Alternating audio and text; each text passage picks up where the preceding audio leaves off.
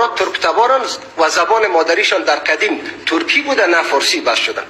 و بعدا یک بحث‌های زبان شناسی شدن که ما به طور مثال یک دو بیتی میگم که به عنوان حسن ختام یک کم حال مجلس به اصطلاح حالت گرفتگی برای میگه بیشی کندوچه چیجین پسکی جورا سنگ اوغور کما امسکی قطعشی گوده سید عدلی اونگشی پیک پیچایشی مارزنگی.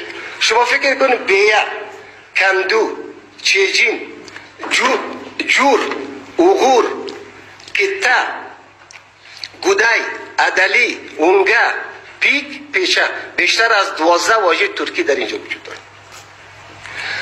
و با در این زمینه بحث شده و ضرب المثل دو بیتی آمده. مثلا در ضرب المثل در دو بیتی های زرگی گفتم در ضرب المثلش مثلا میگه که چاپوش که تشکی تاکه رفت الغو میزیه، یا میگه مثلا خب چاپوش تشکی تاکه الغو، یا مثلا میگه که مگه کوکری که از ببخشید برگوش که از گوشنگی سلچی کنه کوکری رو نمخوره، برگوش سلچی کوکری که در این زمین آمده وقت نیه و دیگه در ارتباط اناتومی بدن بیشتر از 30% نامای ترکی داره.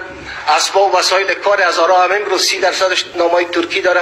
مناطق هزاراجات شما اگر یک سری داشته باشین میبینین که نامای ترکی ده خود هنوز حفظ کرده. گیاهان و درختان، اسامی حیوانات و پرندگان اینا همه چیست و بعدم پسفنداست. شما توجه کنید پسفندای فارسی را همه میدانن، اما در گویش هزارگی پسفندای آمده که هیچ ربطی به زبان فارسی نداره. اینا تصادفی نیست. مثلا جی، خب کی میتونه بگوید که جی پسفند فارسی است، در حالی که هزارها در گویش خود به فورت یاد میکنن. ارخلجی، استلجی، اوچلجی، دوتلجی، مثلا دلجی یک پسفند دیگه است که هزارها در گویش خود با وفرت استعمال میکن، در حالی که پسفند فارسی نیست.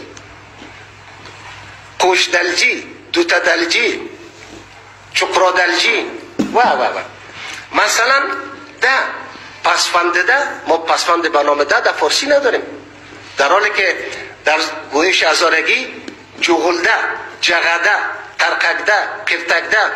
حالا برو مثلا پسفند چیلو، ما پسفند چیلو به فارسی نداریم، در حالی که در گویش هزارگی پیری چیلو، قلغی چیلو، آدم چیلو، سیال چیلو.